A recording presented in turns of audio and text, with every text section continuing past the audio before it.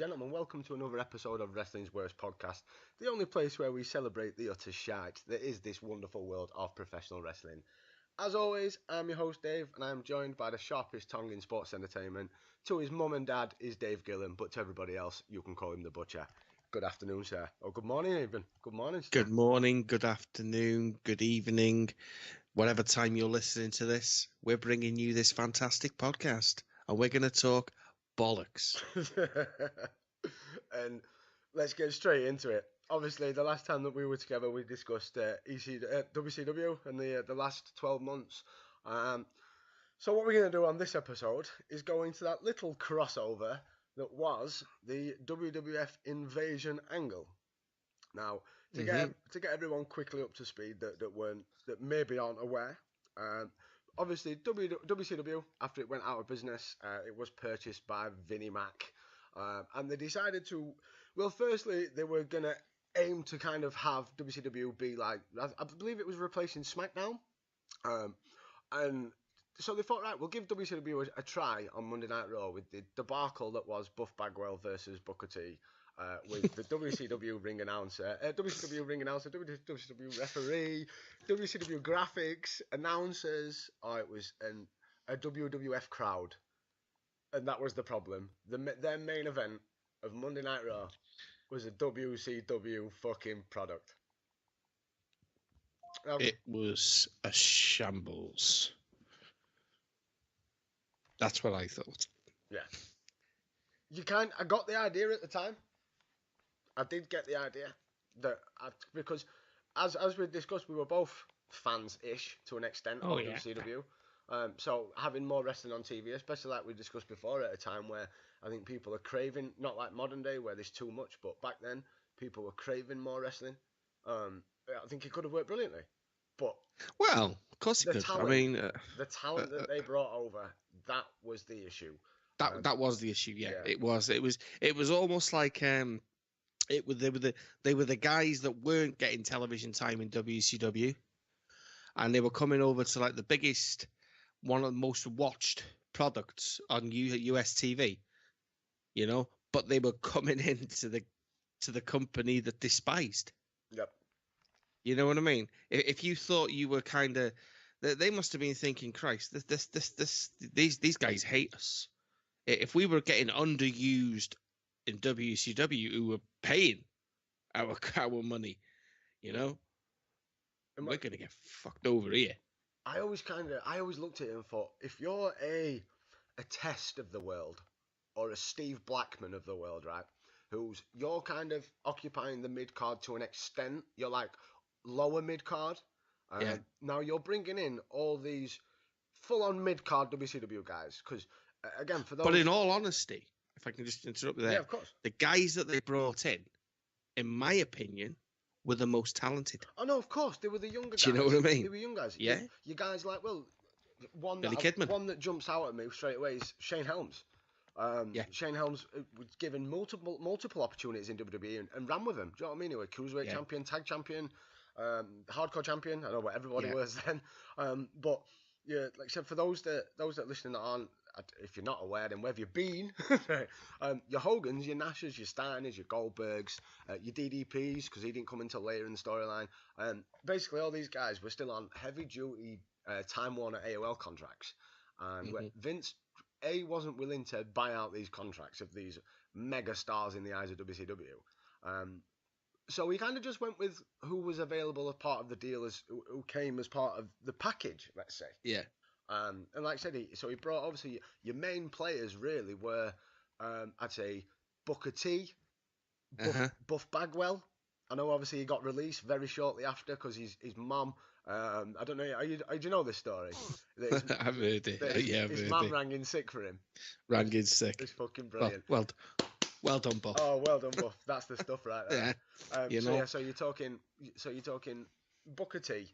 Obviously, he was probably in being WCW champion, but if you look at the time, like we discussed, when he was WCW champion, the strength in depth wasn't there in the roster, especially in the main event. Like the last couple of months, it was like just him and Steiner. Yeah. Do you know what I mean? Where you go back 2-3 years, the main event scene's full of your Stings, your Goldbergs, your Nashers, your Hogans. Yeah. Do you know what I mean? Star power. I know obviously they've all got their faults, but star power alone and names, they're draws. Booker T, and as it showed with various pay-per-views that we looked at, Booker T and Scott Steiner's not the biggest draw. But that, I think, will obviously as we further run down the pay-per-view, it kind of shows that even though they did bring in a lot of WCW guys, majority of them were just used in backstage skits. Well, even when you look at it and you go deeper into it and further on type of thing, the guys that were actually WCW guys, they were kind of like WWE had to basically look and go, who we got on our roster that we've signed from WCW? Yeah, that was basically what we'll do is we'll turn them against our guys, but they'll get the front push, and that's what it was. The actual WCW guys were pushed down the pecking order. Oh yeah, further. Well, look, by guy, you know what I mean? Well, obviously, if we move further on with the storyline before we get to the pay per view, we get ECW thrown in there. So you basically look. I enjoyed the ECW a lot. I enjoyed the ECW turn. I thought that was brilliant. Because obviously, you first had, was it Lance Storm and RVD that I think they first interfered in a match, and then later on you had it was the Dudleys, Raven, Taz, basically just anybody that was an ex ECW guy that was part of WWF turned on Jericho and Kane, and it was just brilliant how they all turned at the exact same time, and you just looked at them and thought, fuck. And then Paul Heyman's like, you want answers, and then boom. I enjoyed that. I thought, to be honest, I thought the ECW thing came off a hell of a lot stronger, probably due to the fact that it was Paul Heyman. Yeah. You know, and Heyman enjoyed every minute of that because for him, that was his moment. Do you know what I mean? Oh, I loved it. He had all his old guys back together. He pulled it back in. The Balls Mahoney's, late great Balls Mahoney's, Axl Rotten's. Sandmans. He had the Sandmans, Tommy Dreamer, Sabu, you know.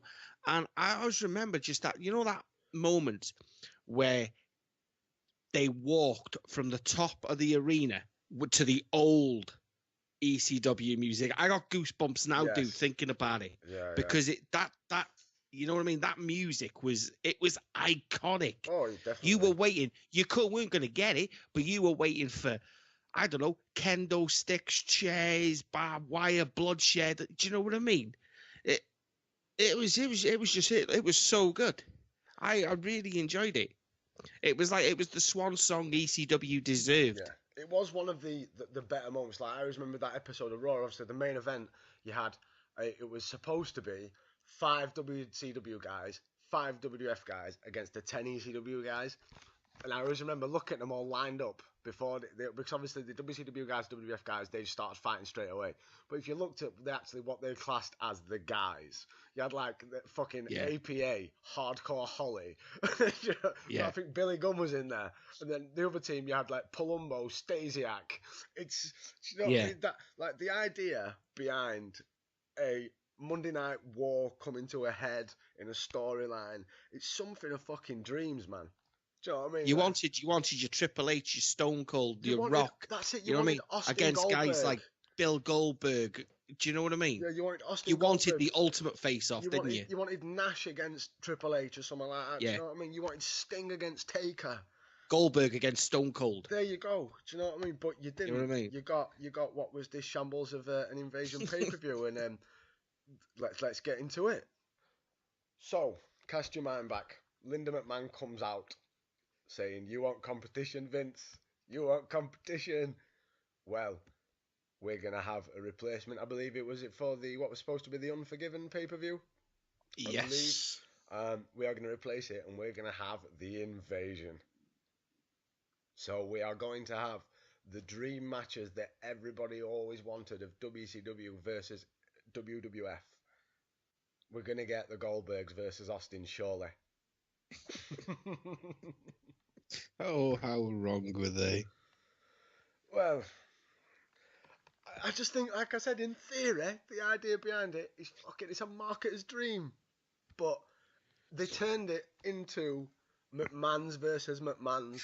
You know, the thing is, right? I think us as fans, if we look at it, we think it may have hurt his pocket, but if Vince could have probably created the greatest pay-per-view of all time. Of all time. Oh, definitely. Just by spending that extra bit of money, you know what I mean? Buying your Goldberg out of his contract, buying your Kevin Nash, your Hulk Hogan, you know what I mean? Your Stings. Almost, I don't think it was a thing about buying Sting. Sting had his issues with WWE. Obviously, Pupnology was a religious man, Christian, and he didn't like the way WWE kind of. He had a big issue with women, didn't he? It was too crass for him. It was too crude. Yeah. That was Brett's I think that was a big thing. That's why Brett left in '97, because Brett's issue was it's getting a bit too obviously Brett was a bit pervy, wasn't it? Yeah, well, Brett was at his peak during the New Gen era, where it was very much like the PG era, apart from everybody had a second job and wrestling was just a hobby.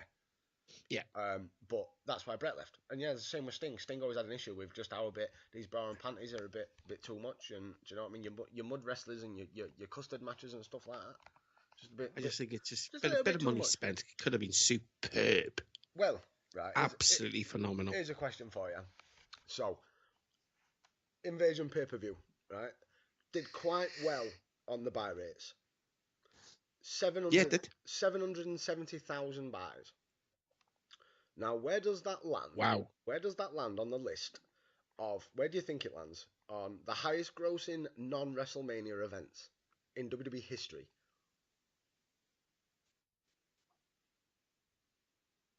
It's in the top 5. You should tell me. Wow. That's some going, isn't it? Where do you think it places in that 5? I'd say 3rd. It's top. It is the highest. Wow. It is the highest grossing non-WrestleMania event in WWE history. Wow. So that proves that people were fucking interested. And like we mentioned off air, this was still a time where WWF was still on mainstream terrestrial UK TV. Mm-hmm. So everybody got. I believe Invasion was on Channel 4. So everybody got access to it. Mm-hmm. Do you know what I mean? And that's a big UK. Like we've spoke about on off air and stuff in the past about how TNA still managed to be going because of their UK fan base. Yeah, the UK fan base is nearly as big as their American fan base. I think it's bigger. I really do think. I think it's bigger. I think it's bigger than the US. I really do. They come over, I always say every time they come over, they pack out stadiums. But I always say, is that because it's wrestling and we don't get it as often as they do in America? I think I'd like to see something like Impact, IW, TNA, whatever they freaking call themselves. Don't really care much anymore. But I'd like to see them put that to a test. I really would like to see them put that to a test, because we're seeing now WWE doing it, aren't we? Yeah. You know, we're seeing just how many the British fans there are with introducing the UK Championship, and I understand there's other projects going on. You know what I mean? They're broadening their horizons in the UK, and it's showing. UK fans, we're not silly. They're die-hard fans. Oh yeah. Like I said, die-hard fans, especially because, like I said, we don't have that much access to it like they do over in the States. Mm-hmm. I think you do care that little bit more. Mm-hmm. Do you know what I mean? Especially when they come to like live events. Don't get me wrong. I always say going to a live event is so much better than going to a Raw or a SmackDown or a pay-per-view. So much better. But because we only get live events twice a year over in the UK, everybody goes. If you're a fan, you're going for a ticket. Where live events in America, they can't guarantee they're going to sell out every single night, because they'll be back again in 3 weeks. But anyway, enough of bloody Impact Wrestling. Invasion pay-per-view. It kicks off with. Oh, we are from the Gund Arena, by the way. Just to let you know. It kicks off with the Invasion, the Alliance. ECW, WCW already been 1-0 up. Chavo Guerrero gets the victory over Scotty Tuati on the Sunday Night Heat to give them the lead going into the pay-per-view. Now I didn't get this at the time. It didn't make sense. I don't know why they didn't just throw, because obviously we get further into pay-per-view and the fucking referee versus referee, right? Mm-hmm. I know obviously because Vince, and he loves his gimmicks, and that's a gimmick in a gimmick, that. But Chavo and Scotty, I would have preferred that to have been on the main card. And had the referees. Yeah. Or Yeah. just with the referees match, as we'll get to, it didn't need the length of time that it did. It was only a couple of minutes, but it didn't even need that. It was fucking terrible. But yeah, so the first match on the card, the first match on the actual pay-per-view, is for the representing the WWF is Edge and Christian, one of my favourite tag teams of this period, against the Team Canada of Lance Storm and Mike Awesome. Now there was I believe it was the spot that got the victory for Edge and Christian, where was it Mike Awesome was going to go for the Awesome Bomb on Christian, wasn't on it? Christian, and Edge hit the spear. Which was it was a night because Christian fell on Awesome. It was like, how does it taste? How does it taste to be an end of something horrible? Because Mike Awesome, as it's publicly known, I wouldn't like to have wrestled him. It looked like he hurt. That guy was brutal. The guy was old. Everything he did looked like it hurt. Everything. Yeah. I mean, the thing with me when I looked at that match was I think what I'd have done there was, obviously we had WCW and we had ECW involved. I mean, me personally, I wouldn't have had Awesome with Lance Storm. I would have had Just Incredible. Yes, I would have gone with. I would have had the Impact players against Edge and Christian. Yeah. You know, that's where I would have gone, because go back and watch ECW and watch the Impact players. Them guys were good. But the more you look into the storyline, though, I always said this. Like, if you think they picked up WCW's lineage with the belts, there was never any reference to any of ECW's belts. No. Do you know what I mean? It was very much of it's WCW. The idea was WCW versus WWF, but then we realised that we ain't got no main eventers. Like when we get to the main event of this card, it's diabolical. The actual WCW diehard representatives, and it shows, I think the whole storyline it showed, and that's like we said at the start, that's the biggest downfall before it started, was the fact that not one big guy ever comes over during this whole storyline. That was the problem, wasn't it? That was a massive problem. With there was possibly one, two from when I you know what I mean, when I could probably remember. I think Booker T and Diamond Dallas Page, were the only two that probably stood out. Oh, I mean, the only other one I probably would have gone for, and probably tried to push him as a big guy, because like I said, we just mentioned his name, Mike Awesome. Yeah, but like I said, watch some of his stuff back. But they didn't push anything towards ECW's lineage, or there was no reference to any storylines or any teams, or do you know what I mean? Nothing. Like, and obviously a few years down the line, a couple of years, we get the FBI. So why not pushed for the FBI to begin straight with? away? Do you know what I mean? Straight away. Then you've got a stable within a stable. Yeah. Do you know what I mean? Yeah. Just like the whole. I just think they wanted. I don't know whether they wanted to forget everything. They were more interested. They were more interested in the label. You know what I mean? Oh no, it was the label. It was the trademark. Yeah. It was made the label? 3 letters. Yeah. You it know. Wasn't. Well, that's why. That was the problem. If you look going back to the episode of Raw where Vince buys WCW, where it comes out that Shane buys WCW, you have him shit all over Jeff Jarrett. Now, Jeff Jarrett, for all his faults, he was one of the main players in this period of time that made WCW good. Do you know what I mean? 98 to 2000, Jeff Jarrett was a big player. Big player. Yeah, I agree. So, you can understand why he shit on him, because he held Vince to ransom, didn't he, the day before SummerSlam 99. He's like, I ain't dropping no belt to China unless you pay me $250,000. Exactly. You can totally understand why, but I think they could have used with somebody like Jeff Jarrett. And Vince had him lose the title anyway, and then he fired him. Fired him on the spot, so get the fuck out of my arena. You know, don't mess with Vince. So let's move on the card. Up next is what we mentioned earlier, with Earl Hebner representing the WWF versus Nasty Nick Patrick representing the Alliance, with Mick Foley as a special guest referee in a referees versus referees match. Now, obviously, leading up to the pay-per-view, we've seen WCW, they brought all their old referees came over as well. So you had Charles Robinson was there, obviously Nick Patrick, a few other jobber referees that I don't even remember being in WCW. And you had them go up all the time. They were always constantly bickering and arguing with WWF's officials. Now, this made me... I went back and watched this match the other day. Just to refresh my mind on how fucking diabolical it was. It went on for 2 minutes and 50. But it got me thinking, right? Do you know, like referees back in the day? I could name them all. Uh-huh. Do you know what I mean? You had Jimmy Corrales. Yeah. You had Jack... Was it Jack... No, I'm getting... Oh. Jack Dawn. Yeah. Earl Ebner was there. Mike Chioda. It's like you could name them all. Yeah. And it's just like now I don't think I could name one. I think the majority. I think, to be honest with you, I would probably go as far as saying WCW referees basically took over WWE's referees' jobs. Well, Charles Robinson in the long run. Charles Robinson now is like the lead guy now. Like that's it. Charles Robinson went on to be the well, I think Mike Chioda. Well, he took the Earl Ebner job, didn't he? Yeah. Well, he's become the new ish. I'd say that's probably more Ebner. Mike Chioda because Mike Chioda still does all the big matches. Oh yes, he does. Yeah. But yeah, I'd definitely like Jack Doan. Well, there was what was he called as well? That tried killing himself all the fucking time. Tim White. Tim White, yes. Tim White with the beard. Tim White with the beard. Yeah. Who Josh Matthews kept interviewing him every week on WWE.com. And you had Scott Armstrong. Yeah.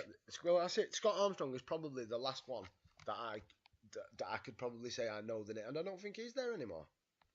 No, he's at IW. But anyway, Earl Ebner gets the victory after the world's worst spear. The world's worst spear. Nick Patrick forgot to sell it.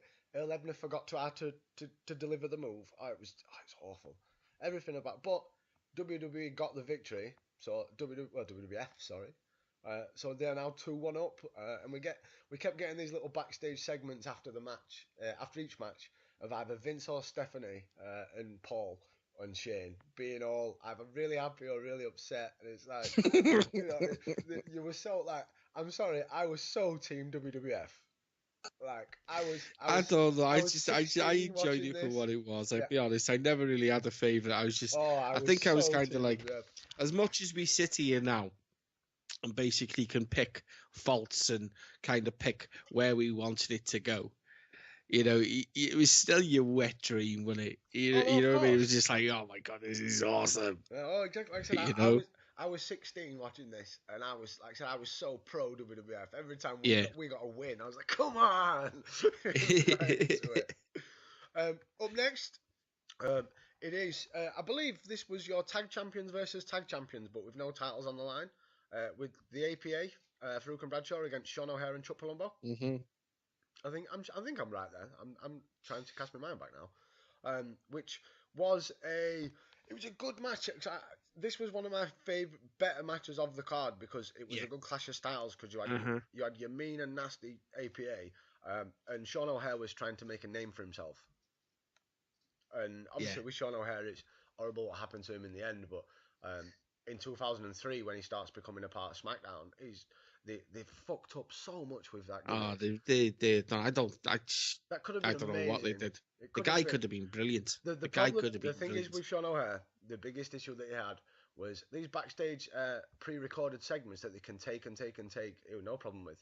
But when you give him a live mic, it was not so good. Yeah. He wasn't good in front of a crowd, and I think that didn't help him. So that's why they tried to put him with obviously Roddy Piper. But then he just became a bit part of a Hulk Hogan Roddy Piper feud, which nobody wants to be a part of in 2003. No. You know what I mean? No. But obviously APA, they got the victory. So WWE are now 3-1, 7 minutes 17. So I remember after this match thinking, that's it now. WWE's just going to win this. You know, they're letting them get the victory on the on Sunday Night Heat. So you can have that one. But with 3 matches in on the main card, and it's 3-0 practically. Yeah. You know, and I thought it's going to just be a whitewash. It's just going to be a whitewash. But up next, which in some people's eyes, me included, was quite the Cruiserweight dream match of Billy Kidman versus X-Pac. Now, the issue was, and we forgot to mention this actually, I love the staging at the arena, how they came out, they had their own separate entrances. Mm-hmm. That was brilliant. Because it gave you that feel that they'd been kept apart in the whole arena and stuff. And, yeah. you know what I mean? They proper hated each other and that. I love how they come out on the two separate entries. But yeah, X-Pac makes his entrance and he gets more boos than anybody ever gets. It's like, you knew straight away at the start of this match that Billy Kidman was going to get the victory because Billy Kidman got a good response. Kidman was awesome. Oh, I love Billy Kidman. Loved him. Kidman was awesome. Mentioned this too many times.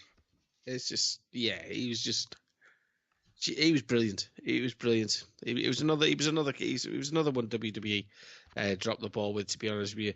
Why they had to put so much weight on him. I remember the Billy Kidman that walked with Raven in the flock and had a finishing move, the 7-year itch. When he was a smackhead. You know? Yeah. And you know what? I enjoyed every bit of that guy's work. Every bit of it. And he came to WWE and good run at the beginning. But like we just said, it come to the point where they took his attire off him, made him come down in a stupid jacket. Yeah. Made him put on about freaking 15 pound in weight. They should have put that. I always said that with Billy Kidman. They should have carried on what they were doing with WCW and they kept him with Rey Mysterio. Yeah. And now obviously, Rey Mysterio's another one that he doesn't come in till his contract runs down. The thing with me was they criticised his shooting star press, didn't they? Yeah. Did they take any responsibility for that shooting star press? The fact that they made him put on weight. That's what I mean. Do you know what I mean? You know what I mean? Yeah, and that's the thing, and they wonder why they were injuring people like Chavo. Do you know what I mean? Yeah. Putting all that bloody weight on, and then still trying to deliver shooting star. Exactly. I mean, they ruined that guy. It was a good outing, though. I mean, against X-Pac. I mean, to be honest, it was probably the right ending I wanted because I mean they could have gone the other way and just gone right. Let's just bury Kidman. Well, that's it. I think it was one of them where X-Pac during this period of time he's getting some negative heat. Do you know what I mean? That's obviously where the phrase X-Pac heat comes from. This is that period of time. Nobody's a fan, and I don't know why because I was always a fan of X-Pac I loved him when he was 1-2-3 Kid. Do you know what I mean? I didn't mind him when he was 6 in NWO. But I've always been a massive fan because I never understood where the heat came from. In honesty, I was a massive DX mark as a kid. So that obviously X-Pac. So like I've always been a fan of Billy Gunn and Road Dogg because I was a DX mark, and I'm always going to be a fan of him. So I could never see why X-Pac got the bad rep. But like I said, for me, the Billy Kidman and X-Pac is a pretty good cruiserweight mid-level match, but I would have liked to have seen it against X-Pac maybe 4 years earlier. Yeah. It was do you know what I mean? 2001 X-Pac is not great, is he? Because he's on all them drugs. He's on all them demons, as WWE like to have trademarked. But yeah, it went 7. I think it was about 7 minutes or so. So it wasn't bad. But WCW obviously the Alliance. They get the victory. So it's now 3-2. Next is Raven against William Regal, which I found odd. It was just an odd pairing. This one makes me angry. This one makes me angry because I was a huge Raven mark in WCW.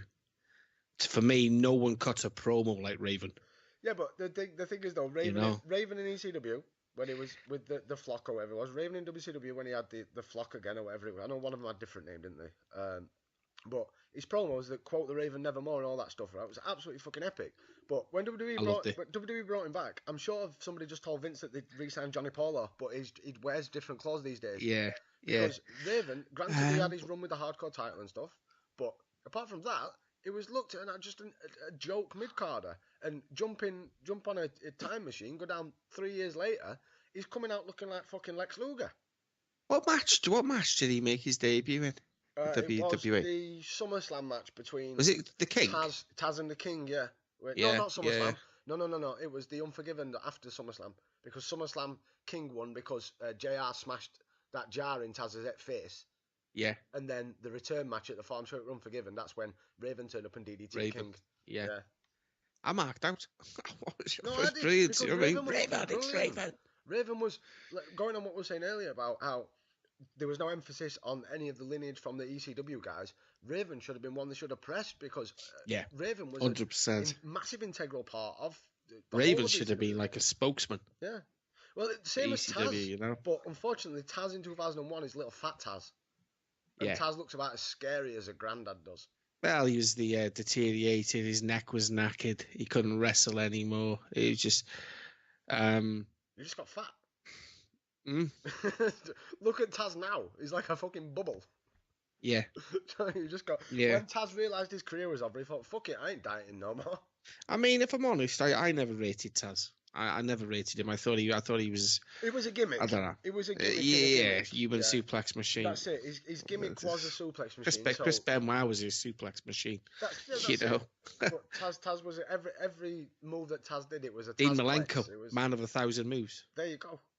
You know what I mean? They just picked up on a gimmick that. It's a gimmick within a gimmick. Yeah. Right. So let's move on to what was my favourite match of the card. I don't know why, but this match always brings back happy memories for me from this pay-per-view. I think because even though the Alliance get the victory to take the lead, obviously Raven got the victory over Regal. There was the end spot where it was Chris Kanyon, Sean Stasiak, and Hugh Morris against Billy Gunn, Big Show, and Albert. And you had the spot at the end where they all did the gorilla press slam and then slammed them all at the same time. And it was like, you just got that impression that there was so much anger in Billy, especially Billy Gunn. Because Billy Gunn, obviously Big Show, they never touched on with Big Show, obviously, that he was Paul White either, or the Giant in WCW. No. And that annoyed me. But Billy Gunn, there must have been so much anger in his face, because obviously Billy Gunn was part of the, when they drove the tank to Nitro. Billy Gunn was part of, obviously, when he was smoking guns in 96, 97, 95, 96, 97, when WCW were trying so hard, desperately, to put them out of business.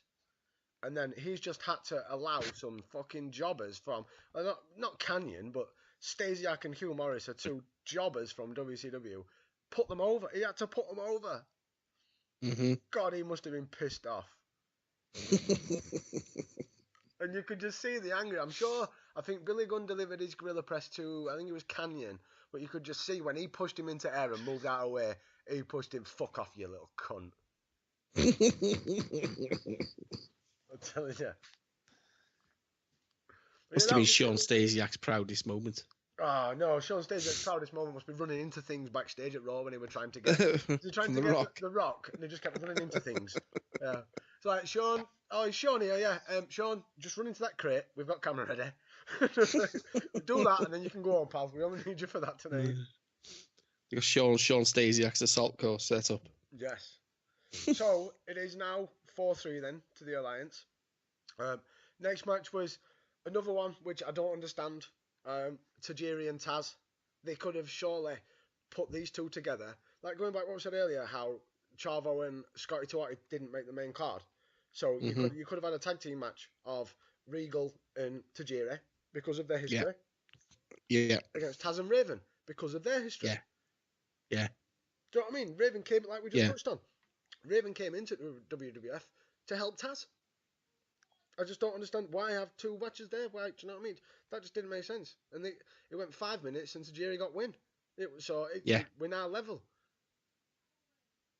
So they could have just, do you know what I mean? We've got to this point in the pay-per-view. There's 3 matches left, and we're level. So they could have booked it the same way, but had it a tag team match, and it still would have been level. Do you know what I mean? Just had Chavo and the Alliance on the card. Yeah. Didn't make sense.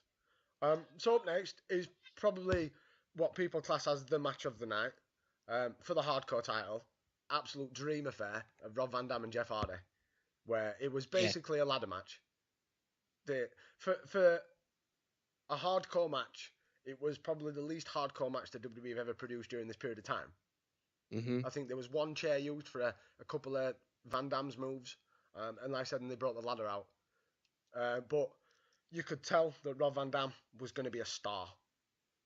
Oh yeah, the reactions he were getting, Rob. You could tell that there were marks in that crowd that weren't just diehard WWF fans; they were wrestling fans, and they all realized Van Dam was over. It was something else. Over from the moment he walked out. Because Van Dam had a repertoire of unique moves.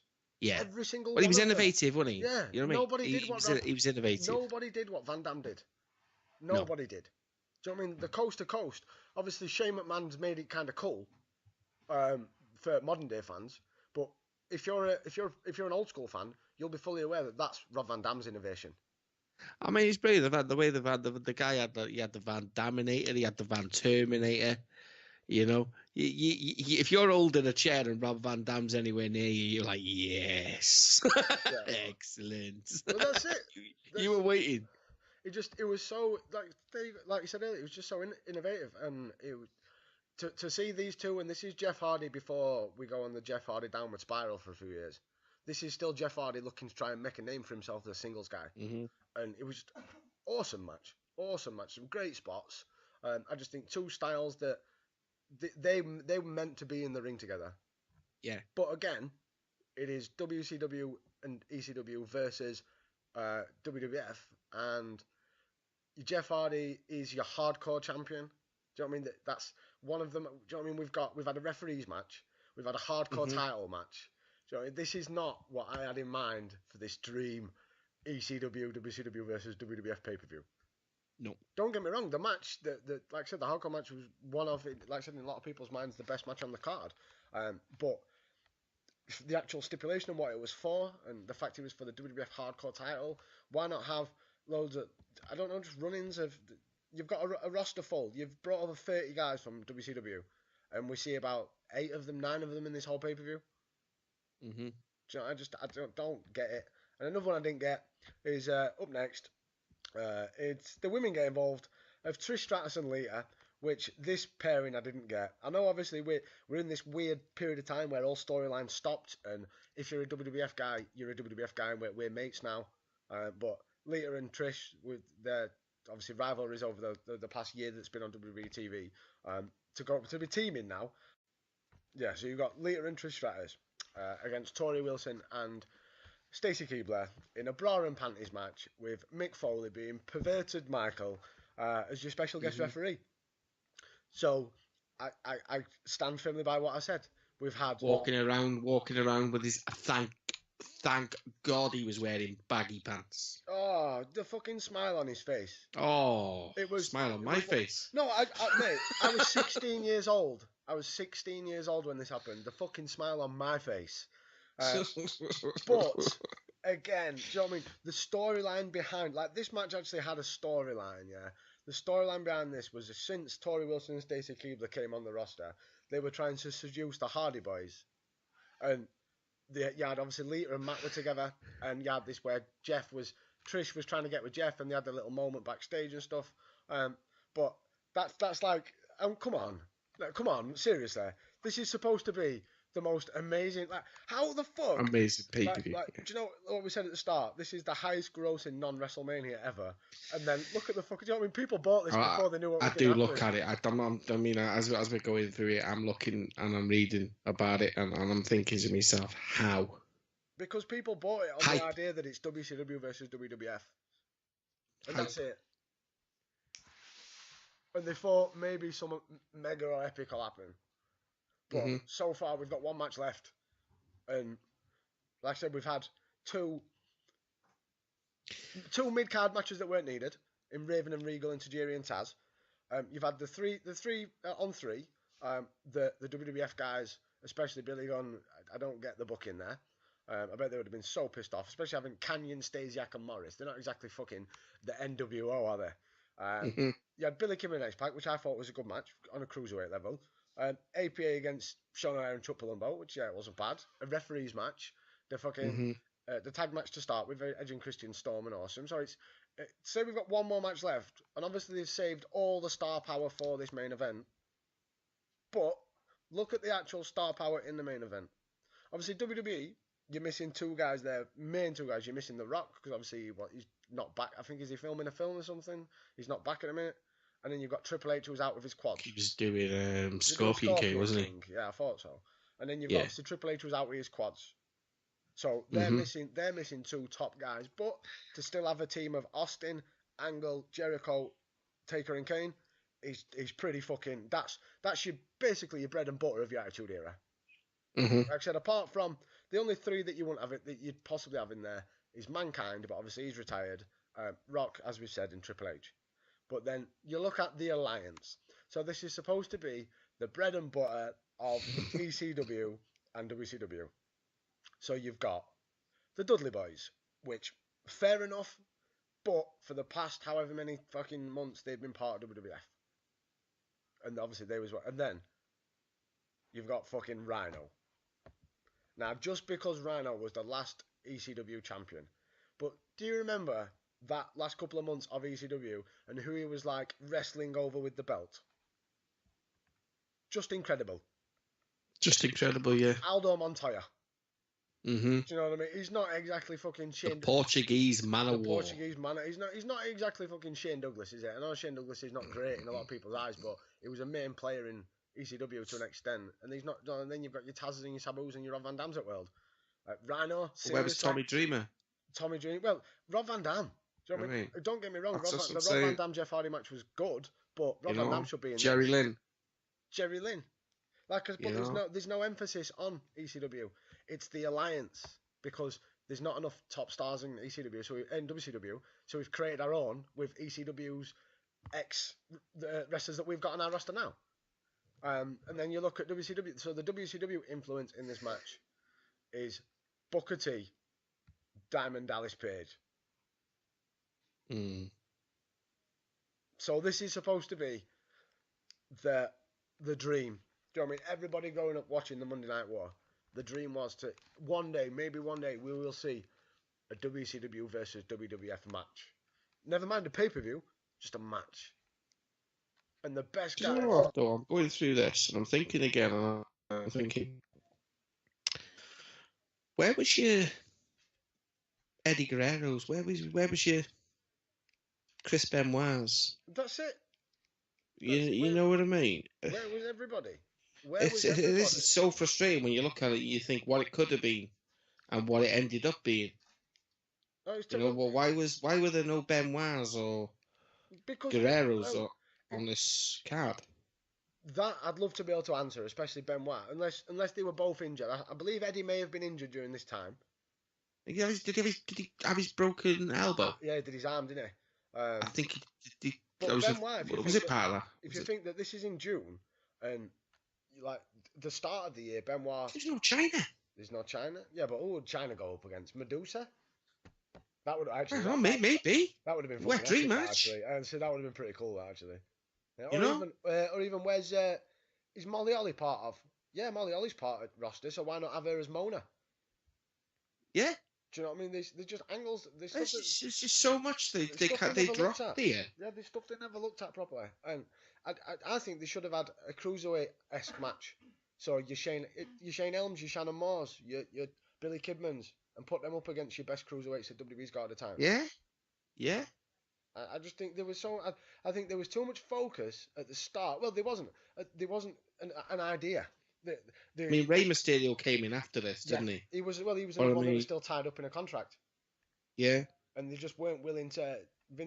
I don't know if Vince maybe looks back and thinks, did I drop the ball on not taking a bullet? And I think he'd probably say, yeah, yeah, maybe I did. Maybe I should have bought certain people out of their contracts. Just imagine how different that main event would have been if it would have been Booker T, DDP, Rey Mysterio.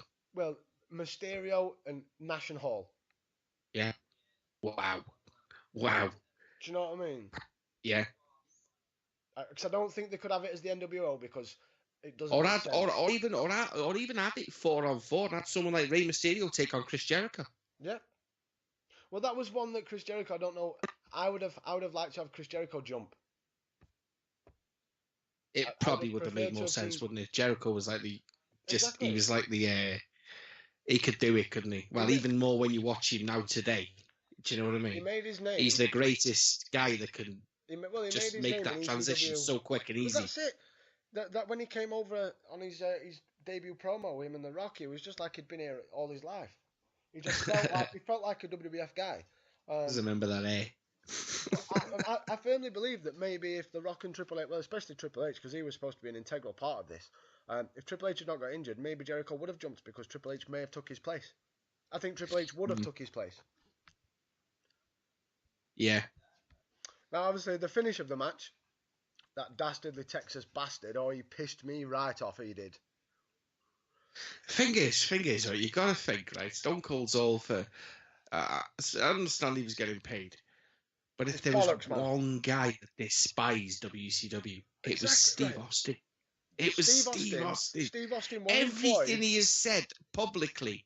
It's all public knowledge. Going back to that guy that went to work in ECW just so he could cut promos. That's it. Heyman on WCW and Hulk Hogan. You know what I mean? Promos on WCW. Oh yeah, he went R-rated, didn't he? Do you know what I mean? He's just there was no the gloves were off. You know, it's like you just said, it didn't make sense for Stone Cold, and it certainly wouldn't have made sense for Kurt Angle. They all do it. It's like we say so much about WCW and ECW not having the star power, but yeah, Austin's there, but it's not the Austin that we knew in '99. It's a different Austin now. Mm-hmm. His knees are going. Do you know what I mean? You can tell he doesn't move around as quick as he once did. Obviously, Kurt Angle is still relatively new to the scene. This did make Kurt Angle. If anyone can look at this whole time period of the whole Invasion storyline and look at it, that came out of it smelling of roses, was Kurt Angle. Because when Kurt Angle won the title in his hometown at Unforgiven off Austin, a couple of pay-per-views down the line, that was fucking the pop. Do you know what I mean? He was now fully fledged. I'm Kurt Angle and I'm a face. You know what? Right? We it's public knowledge that we work on another wrestling podcast, and we're renowned for going off on rants and stuff. But I look at Kurt Angle and I think, and I criticize the WWE and I criticize Vince. Yeah, I think Kurt Angle is the biggest genius. Vince McMahon was a genius because it was the greatest invention. And it didn't take a lot of thought. The guy was an Olympian. He broke his freaking neck. It was true. Everything about Kurt Angle, his old gimmick, is Kurt Angle.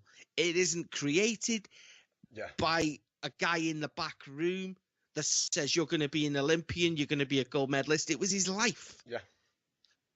But it was the way they pushed him, and it was perfect. Well, it was the fact that he picked his it up. career wasn't perfect because he suffered. Do you know what I mean? Like, he picked it up straight away. He was within his first 6 months. He was doing awesome. He was doing moonsaults and stuff. Do you know what I mean? He was doing stuff that people dream of doing within like being in business for 10 years. He just picked it up straight away, and it proved that to this day people are still screaming for. Well, he won the locker room over, didn't he? Oh, you know what I mean? He won the locker room over. The minute you get like Taker's respect, right, that's it. And Taker loved he won it. Taker loved his dedication. Like, I've seen interviews before where Taker's been like, I have. He was the first one in the ring when we all started training, and he's the first one that had come to you and for your advice and stuff. And he goes, like, Kurt Angle had so much respect for the veterans of the business. Like, there's a lot of guys that come in, like, look at the Miz.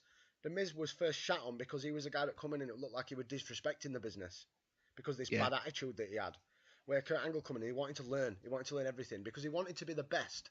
Because that's his mentality. That's why he won an Olympic gold medal with a broken neck. He wanted to, he's got that will to win and that will to want to be the best at what he does. And give him a year and he's fucking the best at what he does.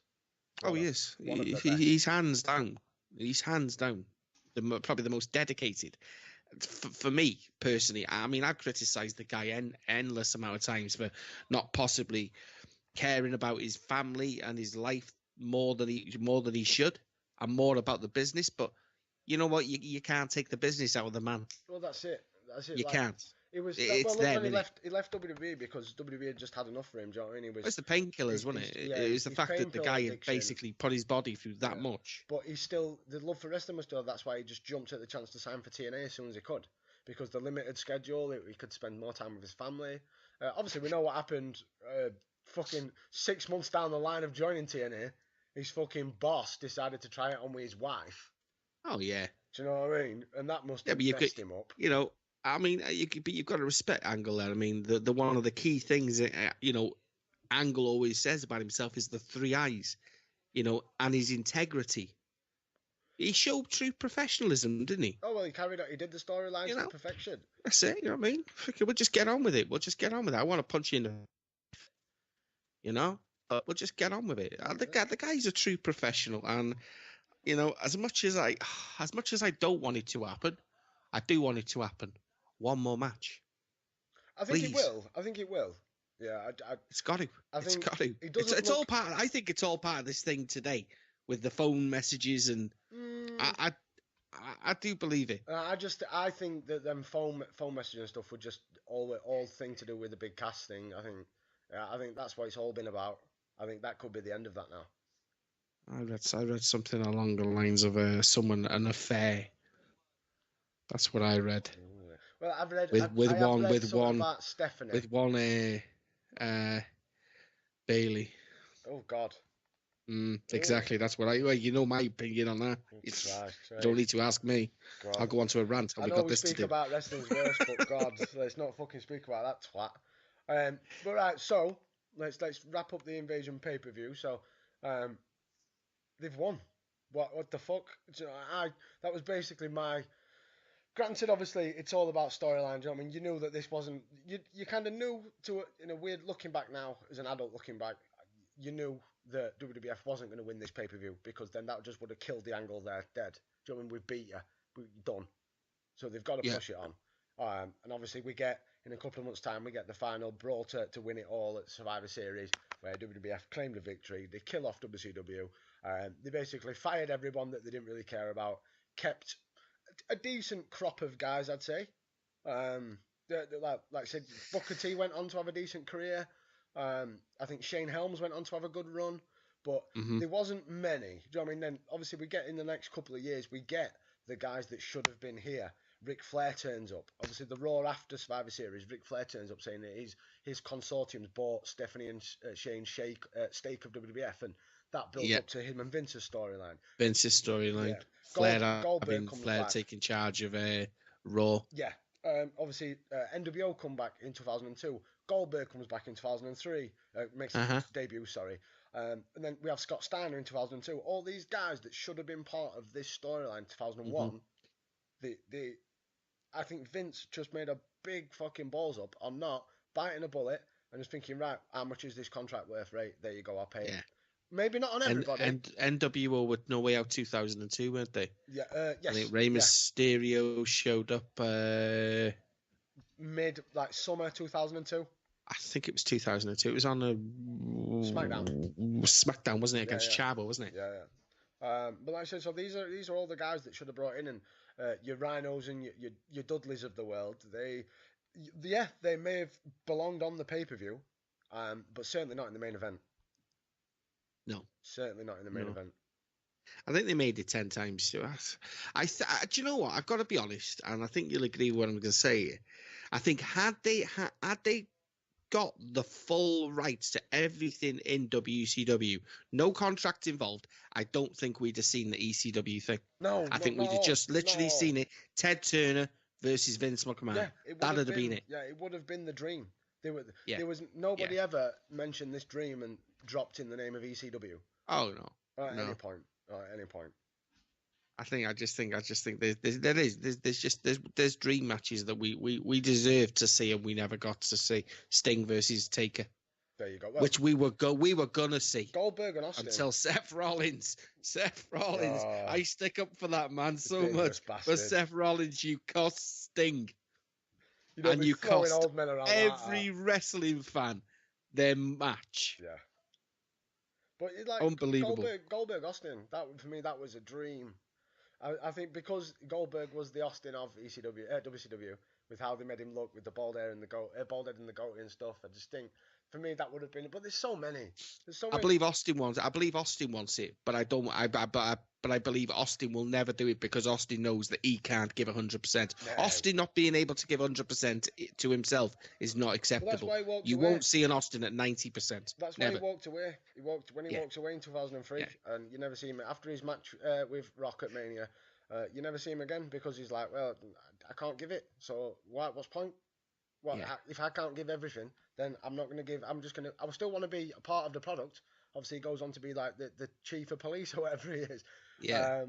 But he couldn't give what he wanted to give anymore. So there's no point carrying on. He said he didn't ever want to be like a Mick Foley, who's wrestling, and you can see in every move it's hurting him. The grimace in his face because his knees are fucked. So I have one final question for you then, Dave, before we wrap Invasion up as the pay-per-view. Going back to what we said right at the start, that this is the highest grossing event that's on WrestleMania. Is that because people were expecting a lot more than what was delivered? And do you think if people could go back, would they still buy it? I think looking at it, I don't believe people would go back and buy it. I mean, I got to be honest, and you've got to be honest as well. Going back and watching it now, it's pretty shit. Oh yeah, and it doesn't deserve the buy rate, but it did have the buy rate, and it was a success because of what it was. I think people believed, and there was something going to come of it, something, you know what I mean? An NWO were going to walk out or something like that. It just no. For me, it represented everything about the way WCW ended. Yeah.